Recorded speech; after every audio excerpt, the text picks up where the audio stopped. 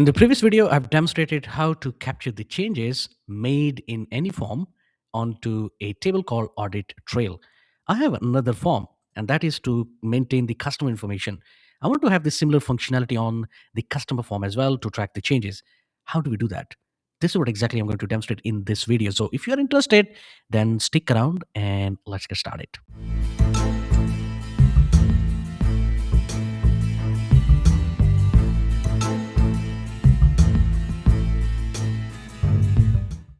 All right. So what I'm going to do is I'm going to go to the design mode of both forms. So let's go with the employees first, and then we'll go to the design view of the customer's form first. I'm going to go back to employees form because that form has the before update event and the code that I've written and I've demonstrated in the previous video. Now this might be a little bit complicated, especially if you're looking at right now and you haven't watched the previous video. I would suggest and recommend that you do watch the previous video so you can learn what exactly this code is. What does old val, new val, variant and DAO and whole lot of things that I mentioned in the previous video means. So once you have that, then this will be easier to understand. But don't go away yet. Continue watching, and then after that you can watch the previous video. The link will be in the description below for that video as well. Okay, enough talking. Let me explain. What I'm going to do is I'm going to simply copy this code.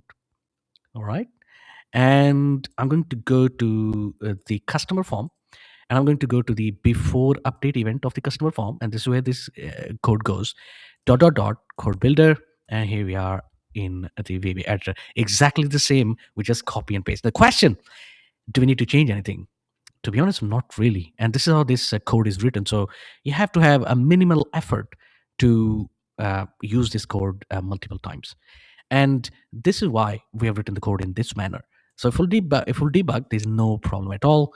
And now we will go and test whether those changes will occur in the customer's form as well. So let's close both forms. Okay. And now we come back here. We'll open the customer form. And right here, I'll make some changes from the vehicle. Let's say we will change to Tesla, and work type would be diagnosis maybe, right? So make this change from Lexus to Tesla and from repair to diagnosis. That's the change that has occurred. Now this should be reflected onto the audit trail as well. So if I'll double click on the audit trail, we can see right here the vehicle is changed from Lexus to Tesla, and from the work type from a repair to diagnosis. Perfect. So this is working well. Now the question is, do we need to have the entire code block copied and pasted onto every form that we will be creating? So let's say if I have 15 forms, right, or 20 forms, and I want to replicate the same functionality onto those forms. So do we need to create that? Is there any efficient way we can achieve the same result, but we don't have to copy and paste the same code behind 20 different forms? And the answer is absolutely yes.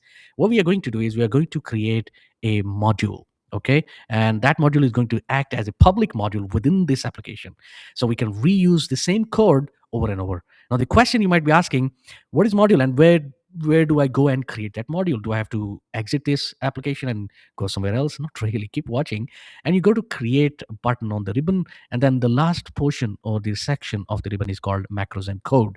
There are many options here, don't be confused. The very first one we are looking at. Okay, so we'll say module, and it gives us the blank canvas. First of all, we're going to save this by pressing the Control S button, or saving by clicking this icon. We'll click on yes, and it will ask what's the name. Usually I gave the name global module, and we'll hit enter, and that's it. Our module is absolutely saved. Okay, now what we need to do is we need to bring that code. So we'll go to the before update event. We copy this once more if in case it has gone. We'll Control C, and now we'll come here, and here in the model, should I go ahead and paste straight away? Not really. This is not going to work. You're going to get error, and you have to figure it out then. Now, what we need to do is we need to create a subroutine, and this is how you create a subroutine. It's very easy. So you start with saying public subs, right? So public, right? So you can use this anywhere within the application, and you can give any name. So we'll say track changes, because this is what essentially we're doing. Now, this bit is very important, and you say FRM as form. Now, what is it? You might be asking. Don't worry, I will explain you. Hit enter, and then you've got the end sub as well. So right between these two lines, you just paste by pressing Control V, and you get the entire code right here. Are we done yet? Not really. Why? if you notice here in this line, you can see it says me.record source, me.id. Now, this has become invalid. What is the reason? Because this code is no longer behind that form, right? So that's the idea that we use me dot everywhere. And the reason I mentioned FRM as form is this. So we can replace this me to FRM. So we'll say FRM dot record source, and then here FRM exclamation mark ID. Why is that? Because we are referring to the form from outside of that form, if that makes sense. So that's why we have to do this adjustment.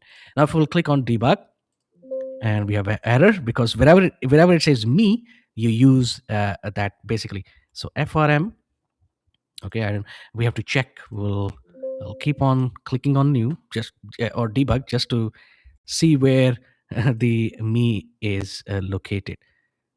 Is there anywhere else? Let's debug again. How about that? There you go. Okay. So FRM.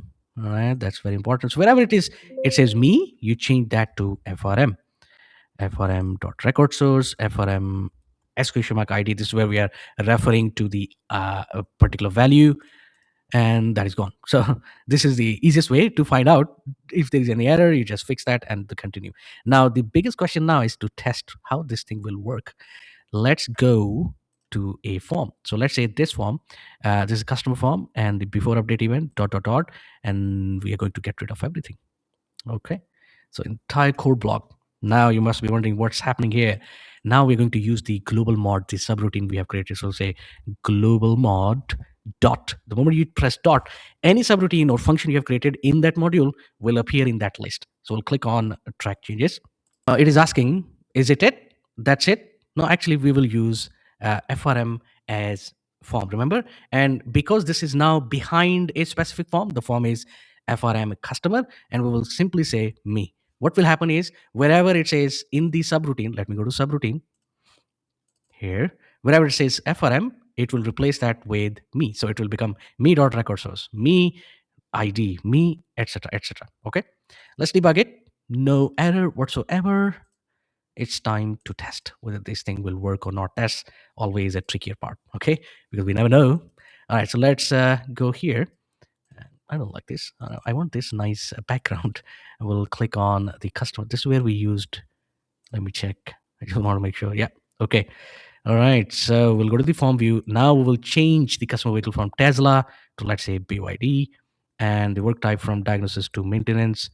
And if everything works, we should see that change from Tesla to BYD, from diagnosis to maintenance. So let's go and double click on audit. Yeah, save the changes, of course. And there you have it. So from Tesla to BYD, from diagnosis to maintenance. So this is how, now actually I can go to the employee form, all right? And I'm going to go to the before update event dot dot dot, and I'm going to get rid of the entire code. And I'm going to just write one line. How do we start that? How do we start that? Either we can say call, right? So either we can say call. This is how we can also say that. In the previous form, I did not call in this manner. What I did is I just simply typed global mod dot track changes and then me. It would work. You can type call as well, and it should work also. Now you can see that the simplicity, right? So you have written this big block of code, and now you're just reusing that code in any number of forms. And this is the beauty of the subroutines, the functions, the global module that you will create, and you will just reuse, keep reusing. Now if I have 100 forms, I don't have to worry. I'll just write this one line of code, and that's it. It should capture the change. Let me show you. Okay, let me show you, in case I just want to make sure that this does work. So John Doe from operations to, let's say, customer service.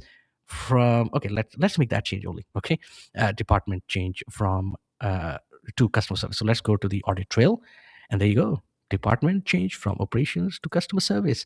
So there you have it. Now you can reuse this code multiple times by using the global mod and subroutine.